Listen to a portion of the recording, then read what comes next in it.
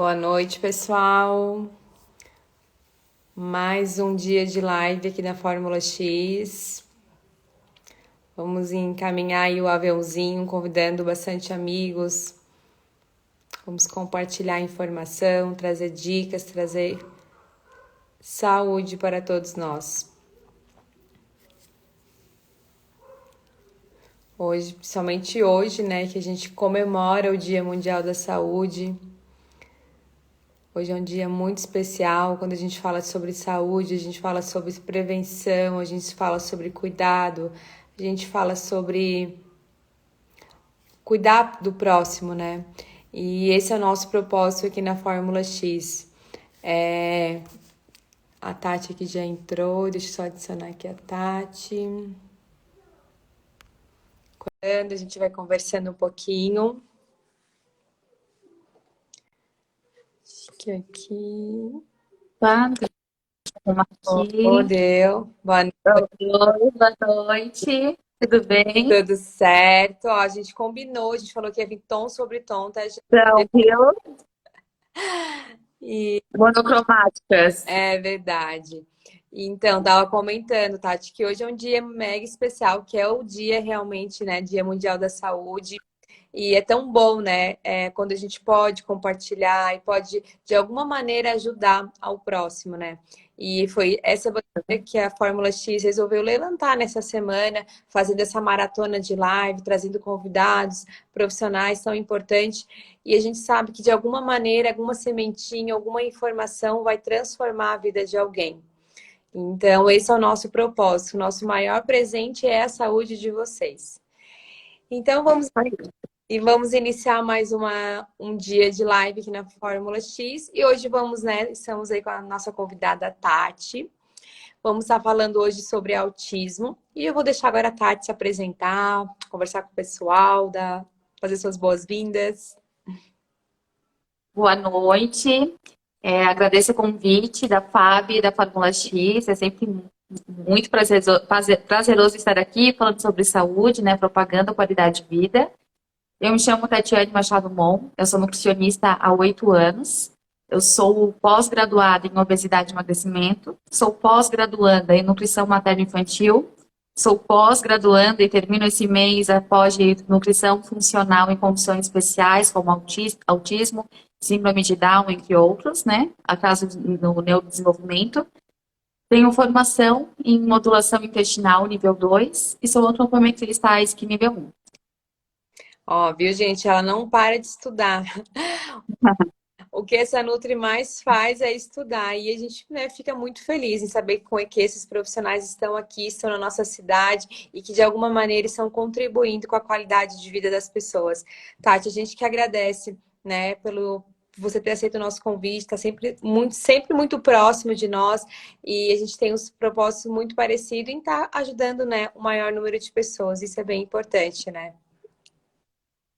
Exatamente. E a área da saúde é isso, né? A gente não pode parar de estudar, né? Graças a Deus, a gente tem aí avanço na ciência, avanço nas pesquisas, precisamos estar atualizados para ter esse acompanhamento e poder colocar na nossa prática clínica o que é melhor para as pessoas, né? De sua forma geral. Com certeza. E para a gente falar sobre autismo, a gente vai falar desde o princípio, né, Tati? Eu acho que é bem interessante a gente falar da Exatamente. programação, dessa preparação gestacional, da importância. A gente está trazendo várias informações que às vezes as pessoas não tinham acesso, não tinham esse conhecimento, e esse é o intuito mesmo. Então, Uhum. a mulher gestar, para a mulher fazer, né, ter o seu bebê, ela precisa fazer a preparação, né, a programação, não só ela, como o homem também. E aí eu queria, Tati, que contasse um pouquinho como é que funciona toda essa preparação, a importância desse aporte de nutrientes, o que vai refletir, né, na saúde do bebê. Sim. É muito importante essa questão da programação gestacional, né? Sempre quando a gente vai gerar uma criança, gerar um bebezinho, o que a gente mais almeja é saúde, né? Saúde na gestação, saúde pro bebê que está por vir. E muitas vezes as pessoas elas começam a procurar fazer essa preparação um pouquinho tempo antes, né? Ou terminou o anticoncepcional agora e faz pequenas mudanças. E eu sempre falo, assim, o ideal para a gente fazer uma boa programação gestacional seriam 12 meses antes, né? Esses 12 meses antes parece muito, mas são um tempo suficiente para a gente poder trabalhar esse organismo, desinflamar esse corpo, eliminar os metais pesados que ali estão, né?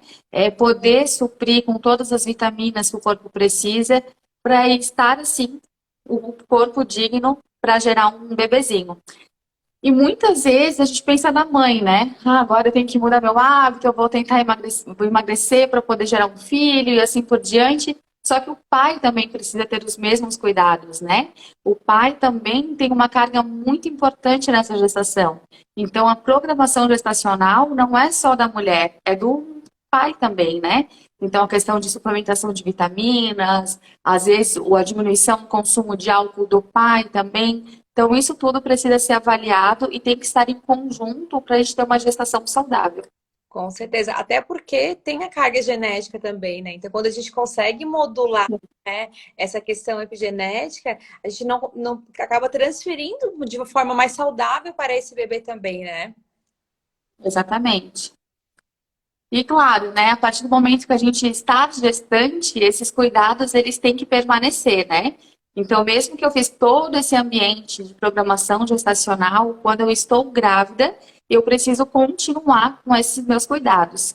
Só que, claro, gente, quem descobriu a gravidez agora, ai meu Deus, eu não fiz essa programação, né? Tá tudo errado? Não, não tá tudo errado. A gente pode começar a partir do momento, né, que a gente soube dessa gravidez. Mas, claro, que o planejamento anterior seria importante, é sim. Mas se aconteceu, bola para frente, que muita coisa a gente pode mudar e ser saudável na gestação, incluindo alimentação, incluindo uma melhora do perfil da microbiota intestinal, então fazer uma modulação intestinal. Tem nutrientes extremamente importantes que a gente não pode deixar de fora, como suplementação de ômega, vitamina D, de ferro, entre outras vitaminas que daí tem que respeitar uma individualidade biológica. Não existe uma receitinha de bolo, na verdade, a gente tem que ver cada organismo único, né, da sua forma, para a gente poder trabalhar essa questão de vitaminas e suplementação. Mas, assim, tem algumas vitaminas, alguns suplementos são extremamente importantes, não pode deixar de fora. E um deles, eu sempre oriento, é o uso de probióticos também, né? Essa questão de ter uma barreira intestinal fortalecida, ajuda tanto para a mãe nessa gestação, quanto para o bebezinho também. Perfeito.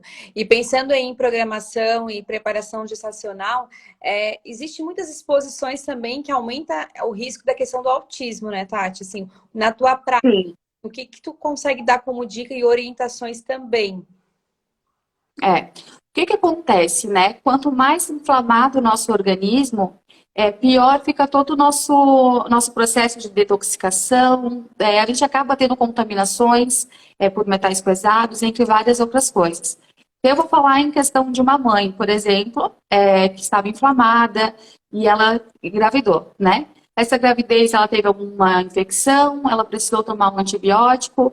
Esse antibiótico, ele já matou as bactérias boas que estavam ali fortalecendo essa barreira intestinal, porque o antibiótico, ele mata as bactérias e ele não é seletivo, então ele mata bactérias boas e bactérias ruins. Essa mãe que já estava inflamada, perdeu essa barreira intestinal, ela fica ainda mais vulnerável ao desenvolvimento de doenças.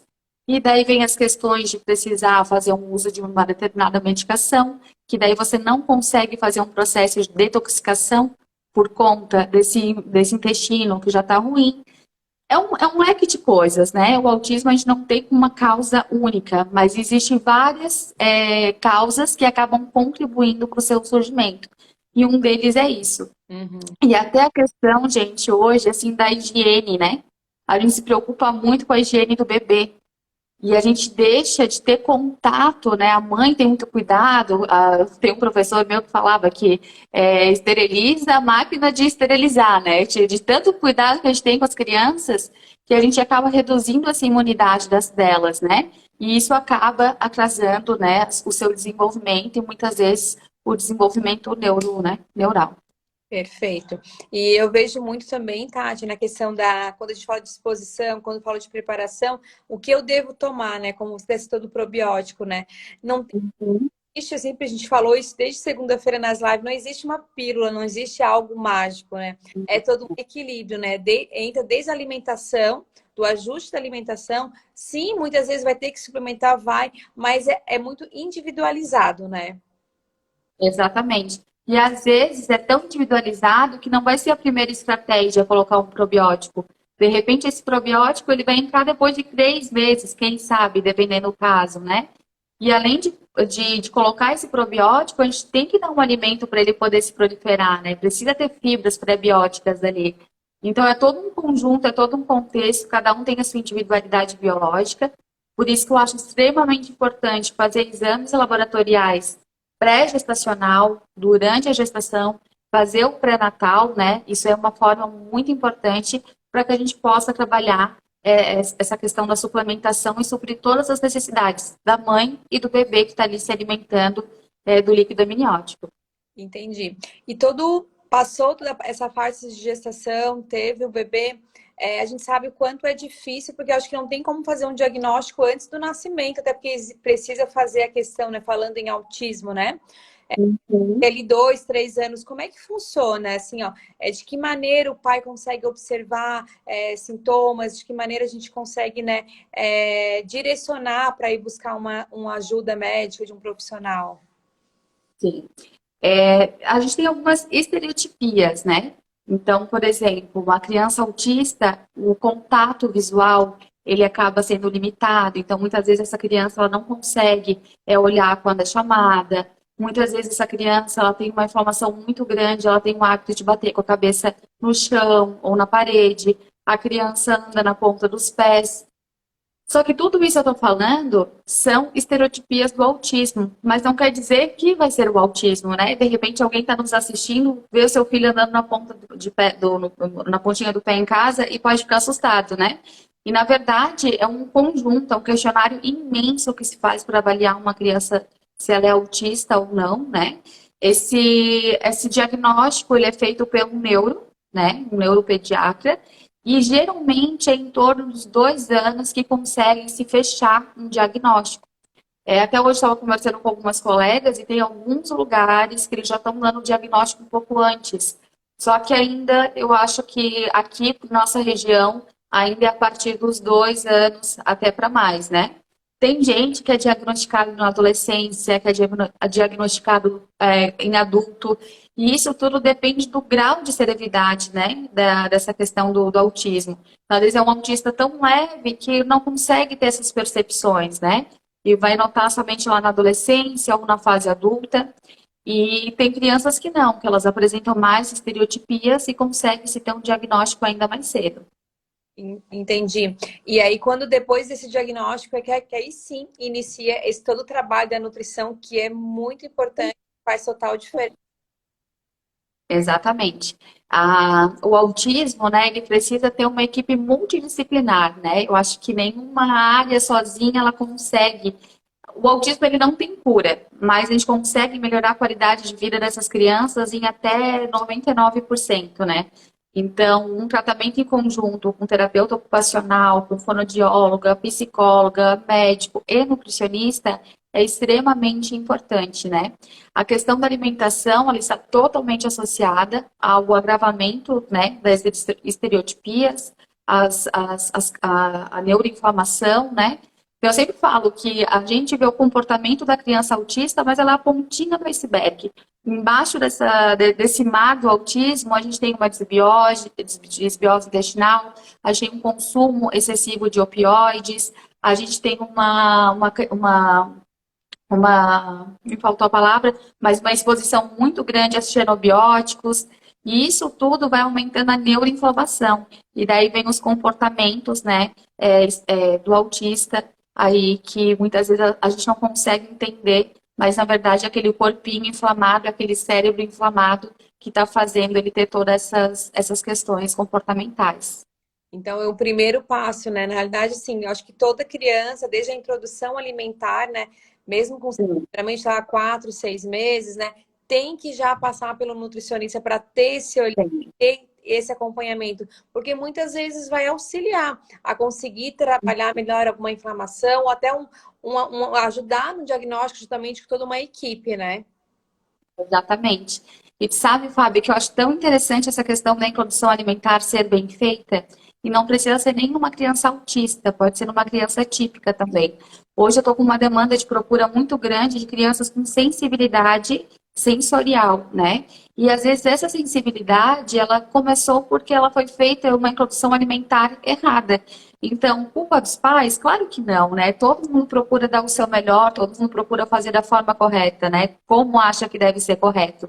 Mas muitas vezes essa forma que foi apresentada, essa forma que a pessoa acha que seria o correto de iniciar a introdução alimentar, pode fazer alguns alavanques para ter uma seletividade alimentar mais tarde, ou até mesmo essa questão de sensibilidades sensoriais, né? Então, a introdução alimentar, gente, é muito prazerosa de fazer, é muito importante de fazer, porque assim você já vai ter condições, entendimentos e também poder colocar o seu filho frente a diferentes texturas, né? Antigamente se fazia tudo muito liquidificado, hoje não se usa liquidificador. Então, a gente estuda, a gente se atualiza justamente para poder passar para os pais e as crianças já crescerem, né, de forma saudável, se alimentando bem, prevenindo doenças, entre outras coisas. E você falou, tocou um assunto bem importante, né? Principalmente na questão do autismo, né? Mas também na criança, né? No geral, essa questão da seletividade, ela passa por esse processo. No autismo acaba, né, sofrendo um pouco mais, mas a gente veja nossos pequenos, né? Eles têm essa seletividade mesmo no dia a dia. Uma hora querem comer proteína, outra hora não. E como é difícil, né? Então, Exatamente. essa experiência faz toda a diferença também, né? A gente tem a seletividade alimentar, que chega a ser uma coisa comum em todas as crianças, elas passam por determinadas idades que elas se tornam mais seletivas, e isso acontece porque elas testam a gente um pouquinho, elas estão, né? Elas estão testando novos alimentos, então tem a condição social de amiguinho, tem várias coisas que acontecem ali nesse contexto. Porém, a seletividade alimentar, essa criança ela tem um leque de alimentação grande, né? Tem ali em torno de 20 alimentos de consumo, pelo menos. Só que a seletividade alimentar, por exemplo, a criança come o ovo e de repente ela não quer mais comer o ovo. Mas vai passar daqui 30 dias, ela já vai pedir para comer o ovo de novo, né? Essa é a seletividade alimentar. E quando a gente fala em dificuldade alimentar, aí a gente restringe esse leque de alimentos, né? Então, essa criança, ela consome menos de 20 alimentos, tem crianças que consomem no máximo 5 tipos de alimentos, tem criança que consome 3 tipos de alimentos, são baixíssimos, né? E quando elas param de comer, elas não têm essa reintrodução novamente, né? Que nem eu falei do ovo, parou de comer, mas passou uns dias, voltou a comer. Elas realmente param de comer e ali elas estabilizam, elas não comem mais. Então, mesmo que seja uma criança típica, que seja uma criança que está passando por uma seletividade, que pode ser própria da idade, não deixe passar por muito tempo, né? Tente estimular para não começar a gerar um leque mais restrito e, de repente, se tornar uma dificuldade alimentar, né? Sim, e principalmente, né, eu vejo né, na questão da seletividade a importância da família, né? Porque muitas vezes, né, a gente já fez um podcast, então para quem está nos assistindo, a gente já falou sobre autismo, tá lá no nosso canal do YouTube, a importância que tem. A gente sabe que é todo um trabalho em conjunto, então a Tati falou muito, né, de muitas vezes não forçar os alimentos, então começar a fazer a apresentação, de colocar na mesa, né? Então, até se puder compartilhar um pouquinho sobre, eu acho que faz todo sentido para nós pais, né? E quem está passando por esse momento também, né? Uma das questões mais importantes que eu acho é a questão de rotina, né?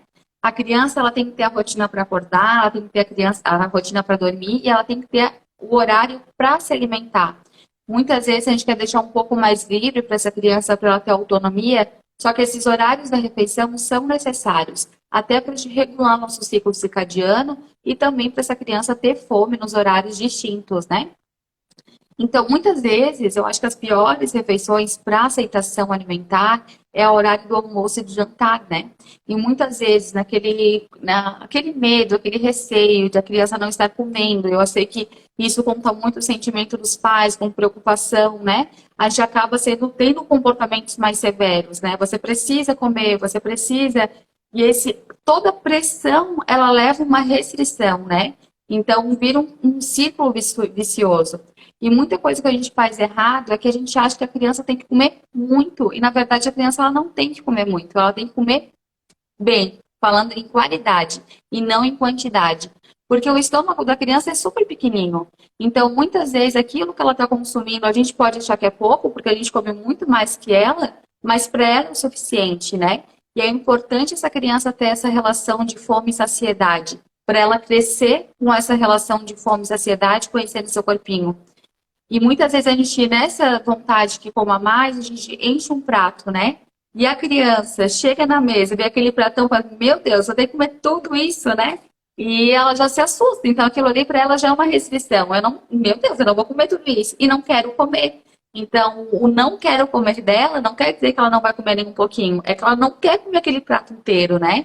E ela precisa ter essa percepção. Então, é muito bom você deixar seu filho se servir, ou fazer o pratinho deles. Eu faço muito o prato da Marita, da minha filhinha, só que eu coloco, ele tem as separações, ele é coloridinho, só que eu coloco em quantidades menores. Se ela quiser repetir, ela vai me pedir, vai repetir, não tem problema. Mas ela vai comer e ela não vai se assustar com aquela quantidade que tá ali, né? E muitas vezes a gente fala, o lugar da mesa não é de brincadeira, né? E na verdade, às vezes é muito importante, principalmente a criança que já apresenta seletividade alimentar, é fazer de forma lúdica essa questão da alimentação. Então, se ele quer levar um brinquedo que ele gosta, ali atrás está o meu papadino, não sei se dá para ver. Uhum. Você pode levar um brinquedinho para ele dar comida. Muitas vezes a criança ela não quer comer o brócolis, mas ela vai brincar, tá dando brócolis ali para o bonequinho dele. E isso já é um degrau na escada do comer. A gente trabalha muito com a escada do comer, por quê? Porque a gente pode parecer um ato muito voluntário do nosso corpo, né? O comer. Porém, é um ato muito complexo, ele envolve todo o nosso organismo. Então, nem todo mundo tem essa sensibilidade, começou a comer e comeu todos os alimentos possíveis, né? A criança, ela tem que aceitar esse alimento, ela tem que tolerar, ela tem que sentir o cheiro. Então, muitas vezes, tem que subir esse degrauzinho devagar, né? Então, tem criança que não aceita o alimento que ela não gosta na mesa, no prato da mãe. Não tá no prato dela, mas não aceita ali, né? Então, são vários trabalhos, são várias crianças e diversos estímulos que a gente tem que buscar para poder melhorar essa questão de seletividade. Perfeito. E Tati, hoje, até pela tua experiência, quais são os alimentos que conseguem, né, nos falar que são os mais inflamatórios, que acaba agravando um pouco mais, né? Acredito que talvez o glúten, não sei se tu pode falar um pouco mais, ou acaba sendo mais individualizado, é de cada criança, assim. É de cada criança. Se a gente falar do autismo em si, o glúten e a caseína, sim, são os alimentos mais inflamatórios, são alimentos opioides que acabam aumentando essa neuroinflamação, né?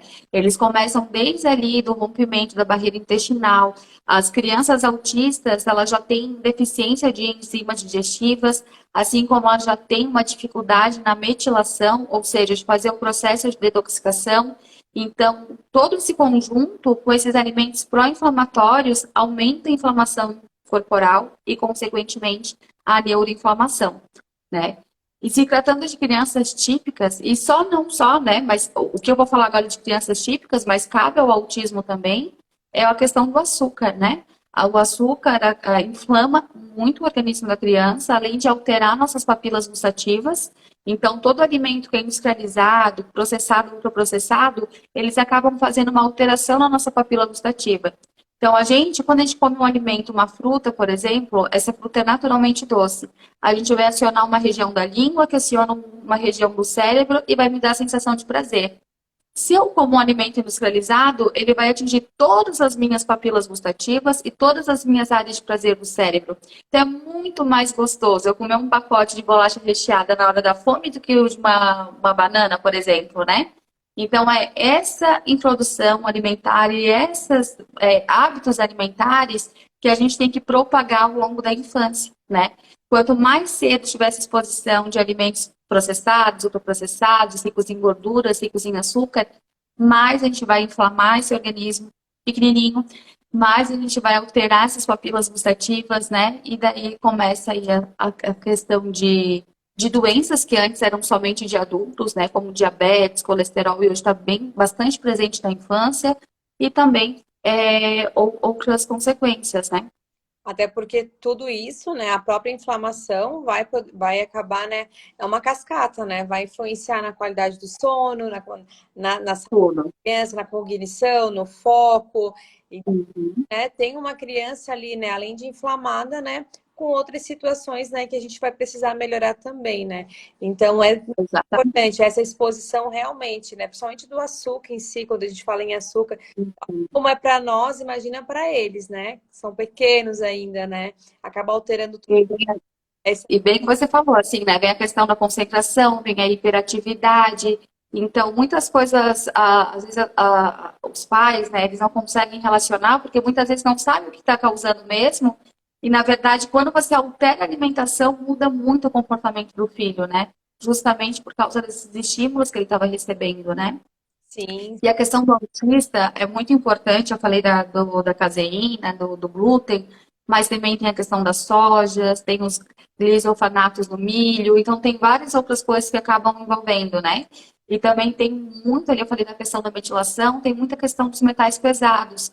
Então, muita coisa tem que ser avaliada. Às vezes, uma piscina que essa criança toma banho, que tem cloro, vai fazer uma intoxicação, vai alterar esse comportamento, o consumo de água em garrafões plásticos. Então, tem um leque de coisas aí que a gente tem que ver e tem que tentar excluir, né, da rotina dessa criança. sim, com certeza. E Tati, hoje, né, não sei se todo mundo, né, acho que não foi chegar a falar da questão do teu voluntário que você faz também, né? Você faz um voluntário na MAI. Então, se puder compartilhar um pouco com a gente sobre esse trabalho que tu desenvolve, né? E quanto é importante também, né, que está sempre, né, contribuindo, né, com a qualidade de vida do nosso município e de muitas famílias também, né? O autismo ele surgiu na minha vida acho que já faz quase 3 anos, ou já fechou 3 anos, né? Foi quando eu fiz o curso de modulação nível 2. Eu fui para um congresso em Brasília, foi antes da pandemia, e cheguei lá, eu tive dois palestrantes assim que me tiraram o fôlego. Eu acho que eu nem consegui prestar atenção no resto das palestras, mas foi sobre o autismo. E deu aquela sensação de que tu quer agarrar, né, abraçar os pais e falar, vamos juntos que a gente vai conseguir melhorar aí a qualidade de vida do teu filho, né? E nessa minha empolgação, nessa minha descoberta sobre o autismo e a nutrição, como é tão importante para eles, eu voltei para Imbituba no domingo, segunda-feira, já fui lá na MAI falar com a Rita, que era presidente na época, pedindo para eu poder ser voluntária lá, né? A Rita ficou super feliz, nunca teve um nutricionista lá. É claro que antes de eu começar, já comecei a fazer cursos de extensão para entender mais de autismo, já fui atrás de outras coisas. Não tinha pós na época, a pós é recente agora, que está começando a aparecer mais cursos relacionados ao autismo aqui para nós no Brasil. Nossos professores, eles têm que ir para fora para estudar lá, para poderem trazer para nós, né? Ainda se tem muito o que aumentar aqui no Brasil em relação ao ensino, em relação à nutrição e ao autismo. E a partir daí eu comecei os voluntários, né? O voluntariado. Então eu comecei a atender as crianças e as famílias e fui fazendo algumas alterações na alimentação, dentro do que é permitido para a condição social de cada família. Só que eu ainda percebia que eu podia fazer alguma coisa a mais, porque não adianta eu chegar lá e falar que a criança ela não pode comer tal coisa, se a criança só come aquilo, né? Então, como que tu vai tirar aquilo que a criança não come? Então, claro, a questão da suplementação, melhora demais o comportamento, só que sempre faltava ali o link com a alimentação. O que que eu posso fazer para mudar essa alimentação? E a partir daí comecei a fazer a pós, né? Comecei a fazer as duas pós juntas e tal. E começou a me abrir outros olhares, né? E desses olhares eu aprendi, comecei a estudar e comecei a me envolver com as terapias alimentares. E essas terapias, o que que elas fazem, né? Elas fazem a criança ter uma aproximação com esse alimento. Aí eu volto lá para a escada do comer que eu falei, né? Ajuda essa criança a tolerar essa textura, tolerar esse cheiro, tolerar essa cor. Então, de forma lúdica, né, ali num contexto, claro que isso não é só brincar, existe muito estudo envolvido e uma terapia alimentar feita mal feita pode agravar ainda mais essa seletividade alimentar. Então, de forma lúdica, a gente vai caminhando cada degrauzinho dessa escada do comer até essa criança começar a aceitar novos alimentos, né? Claro que tem outras técnicas ainda que envolvem. Então, hoje, Eu tenho até lista de espera lá, porque quando eu comecei com as terapias virou sucesso, todo mundo adora. Então, essa semana eu fiz pizza com eles, já levei eles para ir em horta, é bem legal, é bem divertido, é sempre um evento, assim, bem importante. E eu comecei com eles essas questões de terapias. Hoje eu estou aqui no consultório fazendo terapias alimentares também. Comecei esse ano aqui no consultório, não só com crianças autistas, mas com crianças típicas também, que sofrem, né, pela dificuldade alimentar. E estamos aí fazendo essas terapias que é muito divertido e muito gratificante ver essas evoluções. Não, e é lindo, assim, o trabalho da Tati, para quem não conhece, assim, ó, não deixa de seguir ela. Acaba sendo uma referência e para nós, né, é de extremo, a gente fica muito orgulhoso de saber que tem uma profissional, né, que faz a diferença na vida das pessoas. Esses dias, né, eu vi que ela postou ali o negócio do dinossauro e eu achei tão lindo, assim, né, com alface, eu acho que era, né? Aham, E imagina, você fez uma salada e tinha os bichinhos ali, assim, ó, olha como desperta isso na criança. Imagina, se para nós, né, adultos, é, já encheu meus olhos aquilo que eu vi, imagina para uma criança. Né? Tá, tá de parabéns, é um excelente trabalho, obrigada, essa entrega, assim, ó, esse amor, a gente consegue ver realmente em tudo que tu faz. Parabéns mesmo. E obrigada, eu que agradeço. imagina, e eu não sei se a gente está se encaminhando agora para o final da nossa live, né? Se alguém tem alguma dúvida também, se quer mandar alguma pergunta, pode ficar bem à vontade, a Tati é bem acessível. E não deixe, né, de seguir a Tati também, como ela falou, no consultório dela tem uma cozinha toda funcional, né, Tati? Você compartilhar um pouquinho da É. cozinha aí? Eu tenho uma cozinha montada. Essa cozinha, quando eu montei o consultório, eu comecei a fazer oficinas culinárias. Então, eu fiz para as oficinas, né? Não sonhava eu que ia começar a trabalhar com autismo, terapia alimentar, não era esse meu intuito, né? Mas as coisas acontecem tão certinha que se eu tivesse montado o consultório de outra forma, eu iria me arrepender, né? Mas eu comecei com as oficinas culinárias, foi uma experiência muito legal. Não fiz mais em decorrência da pandemia, daí é um espaço mais fechado, então eu acabei suspendendo, mas ainda vou retomar. Mas hoje está muito corrido em relação às terapias alimentares, né? Mas hoje a minha cozinha está toda aqui montada, continuo trabalhando com a minha cozinha e trabalhando agora especificamente com as crianças, que, né, eu trabalho toda semana aqui com elas. A cozinha agora está bem ativa novamente e eu fico bem feliz com isso. Que Eu faço consulta online para crianças autistas. Sim, eu faço consulta online também para crianças autistas. Tenho pacientes até com síndrome de Down de outros estados, tenho pacientes autistas de outros estados. Eu só não consigo aplicar as terapias alimentares, né? Porque eu acho que isso tem que ter um contato muito próximo, né? E mesmo que eu fale para a mãe, você, né, você pode ter isso na sua casa, vamos fazer juntos, eu acho que não ficaria uma forma não ficaria a forma que deveria ser. Então, eu faço sim as consultas, porém não as terapias. perfeito. E é isso aí, né, gente? Eu acho que foi muito bom esse nosso bate-papo. A gente, né, a Tati trouxe, compartilhou muito, né, o que ela trabalha, o que ela vivencia, né, no dia a dia. A terapia, essa experiência ali do alimento, eu acho fantástico, assim, é uma coisa que eu adoro quando ela posta, assim, algo que ela faz novo. A imaginação vai muito longe, assim, ó, parabéns. E Tati, E é bem legal, assim, desculpa, me estendeu mais um pouquinho, né? Mas é legal porque tem criança que chega aqui e ela, se eu pego uma banana, ela vai para um cantinho da sala. Ela não aceita essa banana. E agora ela já está amassando banana comigo, já sabe, já faz outras coisas, né? Ontem eu ainda recebi um áudio de um menino muito querido que também está aqui comigo. Queria que fosse a terapia ontem, porque ele estava louco para me ver, né? ah, E daí são coisas assim que aquecem o coração, não tem como não amar, né? com certeza. São coisas que engrandecem demais, né? Saber que tu estás no caminho certo, que tudo aquilo que tu estás fazendo ali tem um propósito muito maior, né? Com certeza, mas isso daí, né, é mérito do teu trabalho, né, toda a tua entrega, né, tipo, a tua vontade de querer realmente transformar a vida, e isso é maravilhoso. E principalmente no dia de hoje, né, no Dia Mundial da Saúde, a gente falando sobre É, qualidade de vida, sobre prevenção, e saber que realmente a gente está conseguindo impactar, né, Tati? É verdade. né? Outras famílias, porque também não é só a criança autista, é toda uma família que está envolvida. Todo mundo. Exatamente. Então, quando consegue mudar essa realidade da qualidade de vida, ou diminuir a inflamação, ou diminuir qualquer situação, tu muda da família inteira, né? Exatamente. Então, gente, assim, ó, quero agradecer mais uma vez a Tati pela participação. Muito obrigada por ter aceito o nosso convite. Foi maravilhosa a nossa conversa, o nosso bate-papo. E dizer que você Eu que que não teve. agradeço mais uma vez o convite.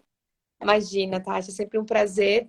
E quem não teve a oportunidade também de assistir, às vezes chegou no meio, a live vai ficar gravada aqui no Instagram da Farmácia, você pode estar assistindo depois, ou até mesmo estar compartilhando com alguém que às vezes você conhece e que vai fazer muita diferença, né? E agora eu vou deixar com a Tati, né, para ela fazer o merchan aí, né, onde ela atende, onde ela também. Obrigada, Fábio, mais uma vez. Eu acho que é super importante falar. Eu adoro levantar essa bandeira sempre que a gente pode, né? Inclusive, agora, semana passada, foi o dia de conscientização sobre o autismo, né? Então, estamos todos aí ainda num evento. E o meu consultório, ele fica no centro de Imbituba, ele fica bem na frente do Altoff, no Empresarial Ferjus, sala 310.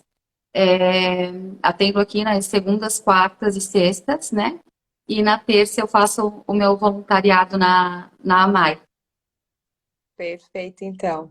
Então, gente, é isso, né? Então, espero que vocês tenham gostado. Não deixe, né, de compartilhar, de enviar essa live que vai ficar salva no Instagram da Farmácia para outras pessoas. E até a próxima. Muito obrigada, Tati. Tchau, tchau. Boa noite. Obrigada, muito obrigada. Uma boa noite. Até a Até próxima. mais. Até a próxima. Tchau, tchau. Tchau.